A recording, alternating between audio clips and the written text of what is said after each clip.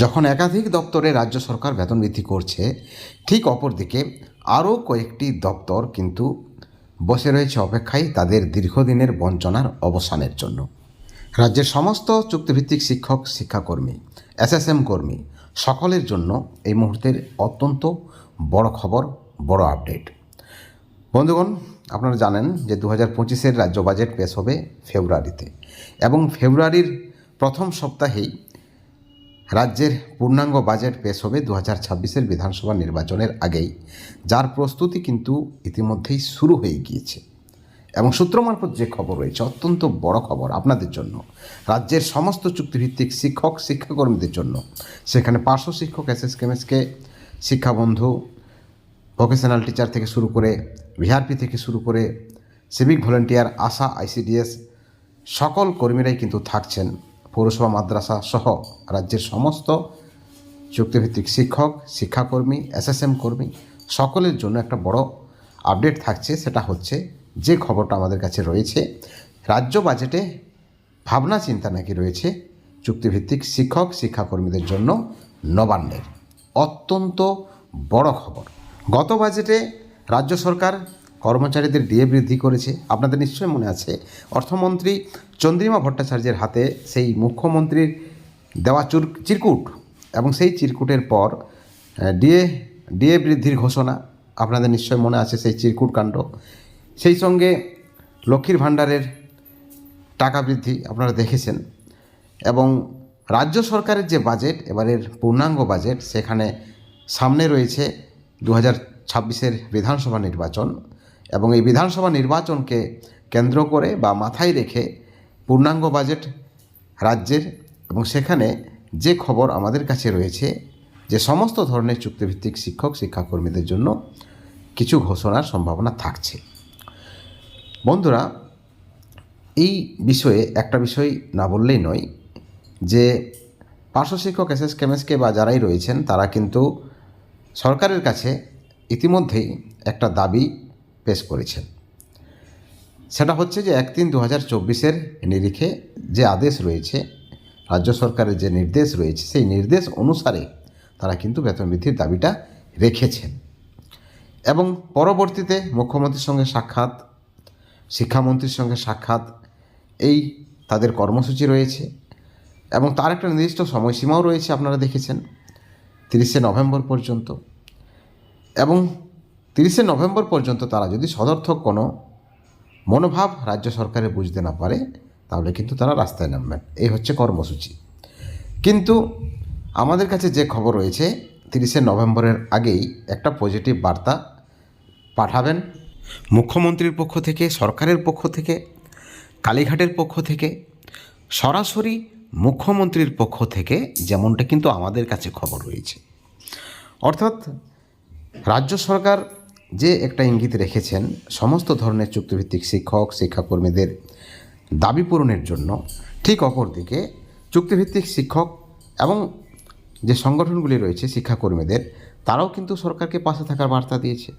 আপনারা দেখেছেন, সরকারপন্থী নেতৃত্বরা উপনির্বাচনে ঝাঁপিয়ে পড়েছেন।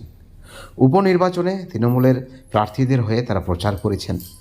ঠিক একইভাবে সমস্ত সংগঠনগুলি, সরকার বিরোধী, সরকার নিরপেক্ষ, সরকার পক্ষ, সকলে মিলে একত্রিত হয়ে ফোরাম গঠন করে সরকারের কাছে একটা বার্তা তারা পৌঁছে দিয়েছেন যে তারা কিন্তু একজোটে রয়েছেন। এবং এখানেই একটা দায়বদ্ধতা থাকে বা বাড়ে, যাই বলুন। এবং যে মনোভাব রয়েছে, আপনারা জানেন যে এর আগেও সরকারপন্থী নেতৃত্বরা একাধিকবার পজিটিভ বার্তা দিয়েছেন, কিন্তু দিয়েও কোনো লাভ হয়নি। অর্থাৎ তাদের যে এবারের যে পরিকল্পনা রয়েছে, তারা সরকারকে একটা বিষয় তুলে ধরার চেষ্টা করেছেন বা তুলে ধরেছেন, বা যে চেষ্টাটা তারা করেছিলেন সেখানে তারা কোথাও না কোথাও সফল। কারণ দপ্তরে আমরা যখন ভিজিট করি, আমরা যখন দপ্তরে যাই আপনাদের খোঁজ খবর নিতে, আপনাদের দাবির বিষয়ে, আপনাদের কী আপডেট রয়েছে সেই বিষয়ে, সেখানে কিন্তু আমরা একটা বিষয় বুঝতে পেরেছি, কোথাও না কোথাও এই যে সকলে একত্রিত হয়েছেন এবং সকলে মিলে সরকারকে পাশে থাকার বার্তা দিয়েছেন, এটা কিন্তু অত্যন্ত একটা ভালো পজিটিভ দিক রয়েছে দাবি পূরণের।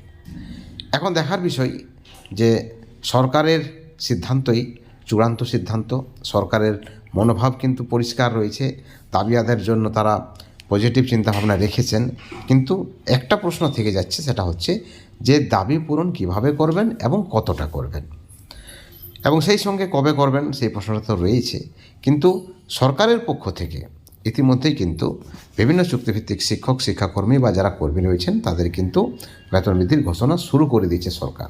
আপনারা দেখেছেন ইতিমধ্যেই অনেক দপ্তরের বেতন বৃদ্ধি করেছে রাজ্য সরকার।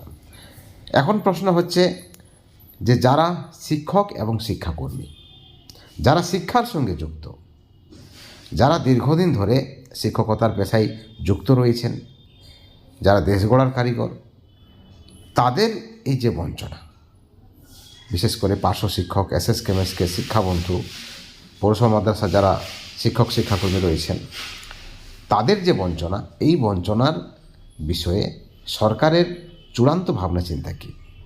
আমরা বিভিন্ন দপ্তরে গিয়েছি, আমরা শিক্ষামন্ত্রীর কাছেও খোঁজ খবর নিয়েছি, সেখানেও কিন্তু পজিটিভ ইঙ্গিত মিলেছে, নেগেটিভ কোথাও নেই। নেগেটিভ কোনো ধরনের বক্তব্য আমাদের কানে আসেনি এখনও পর্যন্ত। তাই তো আমরা বারবার প্রত্যেক ভিডিওতে আপনাদেরকে বলি যে প্রত্যেকের জন্য কিছু না কিছু সরকারের চিন্তাভাবনা রয়েছে এবং কিছু না কিছু নিয়ে বিতর্ক থাকতেই পারে। যদিও 1/3/2024 এই যে নির্দেশ রয়েছে চুক্তিভিত্তিকদের, কন্ট্রাকচুয়ালদের, সেই নির্দেশ অনুসারে পার্শ্ব শিক্ষক, এসএসকে এমএসকেদের বেতন বৃদ্ধি করবে কিনা রাজ্য সরকার, সেই বিষয়ে আমাদের কাছে কোনো আপডেট নেই বা কোনো সুস্পষ্ট খবর আমরা এখনও পর্যন্ত পাইনি। কিন্তু একটা বিষয় আপনাদেরকে আমরা বারবার ক্লিয়ার করে দিচ্ছি যে ভাবনা চিন্তা রয়েছে রাজ্য সরকারের, অবশ্যই কিছু না কিছু বেতন বৃদ্ধি হবে। এবং সেখানে রাজ্য বাজেটে চুক্তিভিত্তিকদের জন্য, স্পেশালি চুক্তিভিত্তিকদের জন্য বড় কোনো আপডেট বা সুখবর ঘোষণা হতে পারে বা ঘোষণা হওয়ার সম্ভাবনা রয়েছে। এবং এই খবরটি আজকেই আমাদের কাছে এসেছে এবং এই খবরটি আমরা পাওয়া মাত্রই আপনাদের কাছে পরিবেশন করছি। বন্ধুগণ, আপনারা সকলে জানেন গত বাজেটে মুখ্যমন্ত্রীর চিরকুটে সরকারি কর্মচারীদের ডিএ বৃদ্ধি হয়েছিল। কারণ গত বাজেটে ডিএর নিয়ে কোনো বাজেটে কিছু ছিল না। তারপরে মুখ্যমন্ত্রী তার চিরকুটে পাঠায়, অর্থমন্ত্রী চন্দ্রিমা ভট্টাচার্য ডিএ বৃদ্ধি ঘোষণা করে। অর্থাৎ মুখ্যমন্ত্রী চাইলে, মুখ্যমন্ত্রী যদি মনে করেন, তাহলে কিন্তু বাজেটের কয়েক ঘন্টা আগেও চুক্তিভিত্তিকদের জন্য বড় কোনো ঘোষণা হতে পারে। অর্থাৎ একটা বিষয় পরিষ্কার, যদি মুখ্যমন্ত্রী চাই তাহলে কিন্তু এই বঞ্চনার অবসান হবেই। 1/3/2024 অর্ডার অনুযায়ী রাজ্যের সমস্ত বঞ্চিত শিক্ষক শিক্ষাকর্মীদের বেতন বৃদ্ধি করবেই রাজ্য সরকার, যেমনটা কিন্তু আমাদের কাছে খবর রয়েছে। অত্যন্ত বড় পজিটিভ একটা নিউজ। এই নিউজের পরিপ্রেক্ষিতে অবশ্যই আপনাদের সুচিন্তিত মতামত আপনারা চ্যানেলের কমেন্ট সেকশনে কমেন্ট করে জানাবেন। সকলেই ভালো থাকবেন, সুস্থ থাকবেন। Thank you so much.